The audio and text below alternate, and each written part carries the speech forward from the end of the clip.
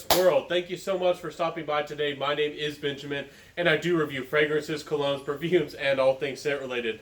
I love to help you save money, have some fun, learn about the fragrance and the notes. Today we're going to be talking about Zoha fragrances. I was sent these for review, complete transparency and honesty up front with you guys. But I was not told what to think, and I have not been paid or endorsed in any way like that. So I want to talk about these fragrances because I think that they fill a niche in the fragrance world. I think colognes are so important because if you know business, brands that get established, sometimes they get comfortable, they don't innovate, or they just keep the prices where they are. And when their prices really should be going down because as, of course, technology improves and everything progresses, that's what we as humans do. But these brands, or these fragrances, leave an opportunity for these clone brands to come up, make a fantastic adaptation or even an outright clone of that fragrance and, help somebody out, help you save money, smell great for less. And I'm all about, smelling good for less if that's possible, or getting the best value for your money. So let's jump into these fragrances. All of them really have good performance overall. And I want to tell y'all that you don't get any alcohol type smell when you smell them close to your skin. They do smell quite nice. All of them do have this lighter, almost transparent nature, but they do last a good long while. So you don't need to be scared of performance, and the smells are quite good. The first one I want to share with y'all today is Iris Imperiale. This one is a take on Dior Homme Intense. I do think that it's quite similar, and you might ask, why would you even want a clone or an adaptation of a fragrance that's still on the market? Perhaps a designer fragrance or something you can find around $100 or less. It's because there's vintage versions of Dior Homme Intense that are harder to find and more expensive. I think that this one takes kind of the vintage and the modern and is somewhere in between. So if you're familiar with the original, it has a cocoa, it has a beautiful iris, a beautiful soft sandalwood-like woods. It has a little bit of this warm, spicy softness as it dries down, just with the feeling and the vibe of the fragrance as well. This one is more irisy. It smells a little bit more classy, and the woods are much more pronounced. There is a little bit of that cocoa nature, but it's not as much here. And there's really none of that kind of ginger freshness going on in this fragrance. So it smells a little bit more refined, a little bit more classy, a little bit more austere, if you're familiar with that word. So perfect for like a lazy day on the town, a cloudy day, a rainy day like today. Iris Imperiale smells very classy.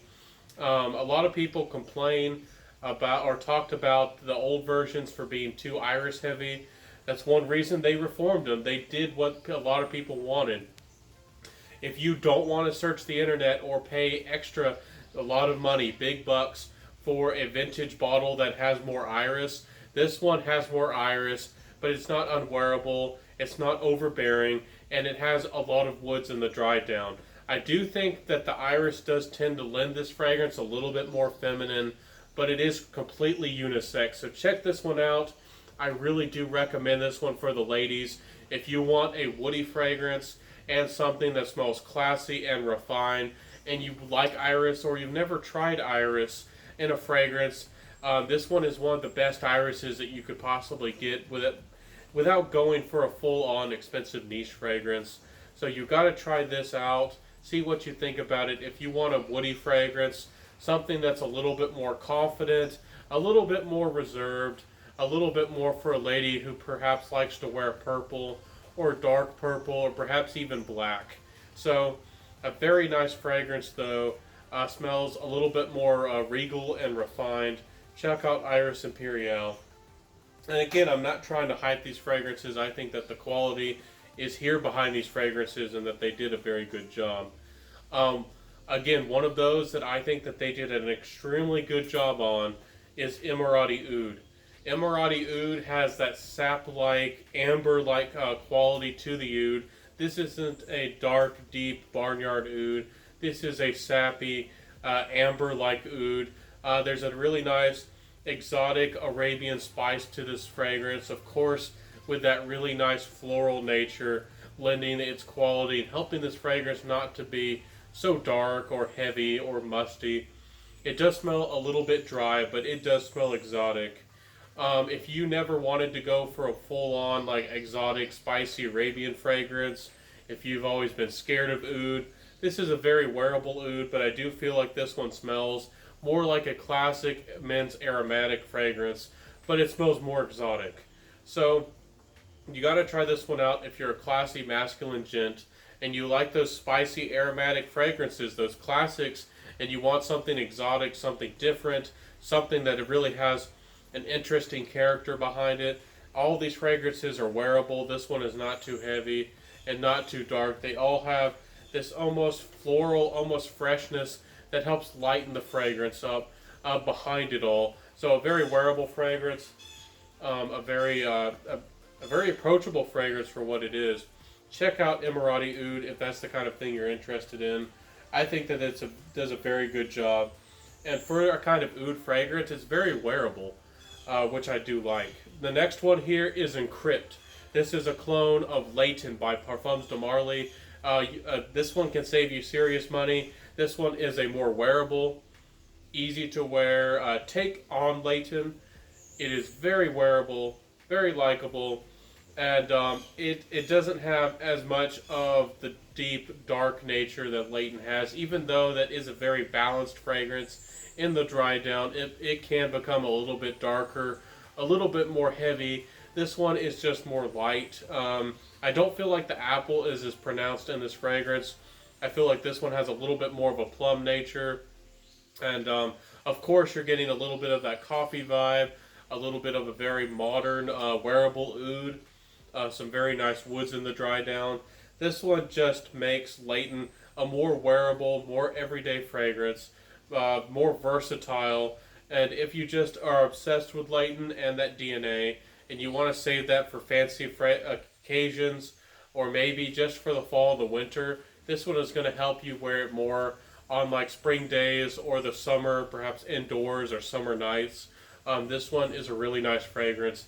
And again, I do think it's a good value for money, even though I do think it's really nice. I would have liked perhaps this to have a little bit more plum, or perhaps a little bit more coffee to it. I do think that this one is a little bit more unisex. I think the original Leighton perhaps does feel a little bit more on the masculine side, but still a very wearable fragrance, very easy to wear kind of version of Leighton, even though it was already easy to wear. So maybe I didn't feel like that one was as good as the original, the Encrypt versus Leighton. This one is Napoleon Cologne versus Aventus Cologne, and I think that this one is far better than the Aventus Cologne. This one has way better performance. The pineapple, it actually has pineapple. It actually has the pineapple that everybody wanted in Aventus Cologne. Why they took away the pineapple and the classic Creed ambergris base is perhaps always going to confuse me with the board of directors. What were they thinking? I don't know. But Napoleon Cologne comes out, has the pineapple. The pineapple lasts a good long while. When it transitions, it becomes a little bit more like Aventus, as you would expect. It does have a little bit of that mint and a little bit of that aromatic nature of Aventus Cologne. But it's so much better, in my opinion, than Aventus Cologne. Yes, the quality of ingredients with Aventus Cologne overall is better, but this one is very well balanced. It's well blended. It lasts a good amount of time, longer than the original. This one has way better performance for way less money. You get the pineapple that you wanted. This one doesn't overtly smell like ambergris, but at least they came closer to duplicating it than Creed even did with their kind of odd Tonka-like dry down. So Napoleon Cologne is a winner. I think that this, I know that there are so many Aventus or Aventus-like colognes out there, so many clones that perhaps you're really tired of hearing about them, but they sell really well, and just about every brand out there wants to have their foot in the door, have an opportunity to get their piece of the pie, if you know what I'm saying. So they did a really good job here, and I think that Napoleon Cologne is worth it. and in the future, I think I'm going to be buying this one myself, so you definitely need to check that one out. I saved the one I like the best for last, and one that I'm definitely going to be buying in the future. This one is Oud Tobacco. Now, this one is a very nice oud tobacco fragrance that might sound really daring or really hard to wear, but trust me, they made it so it is still a little bit of a daring fragrance, but they made it so it's wearable. Oud Tobacco is a wearable oud and tobacco combo. It does smell a little bit daring, a little bit hard to wear, but it's really, if you ever wanted that niche like combo, they really made this fragrance a little bit lighter. They made it more wearable. They added a little bit of vanilla. This has a suede leather. It has rose. Again, a little bit of apple. So you're not just getting a purely kind of oud tobacco fragrance. This is much more wearable than, again, some of those out there that perhaps would have this kind of DNA. Compared to the real niche version of this fragrance, this is more wearable. This is more versatile. This is going to be more appreciated by the people around you. And of course, you save a lot of money with Oud Tobacco. So that's one reason why I love this fragrance. Again, I hope that I haven't hyped this house. I hope that I have not sounded like I am an influencer.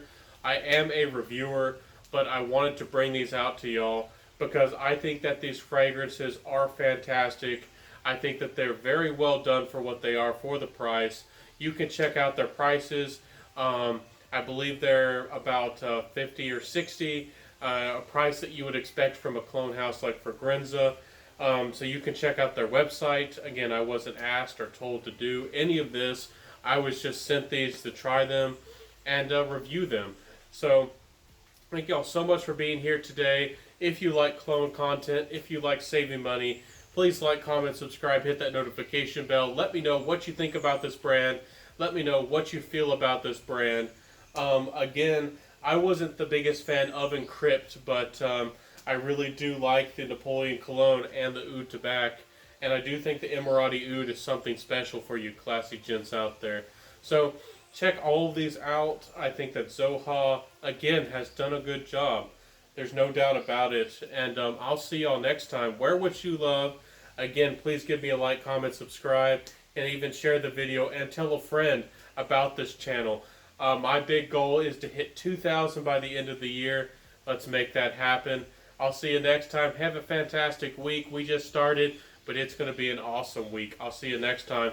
This has been the Centaur Fragrance Channel.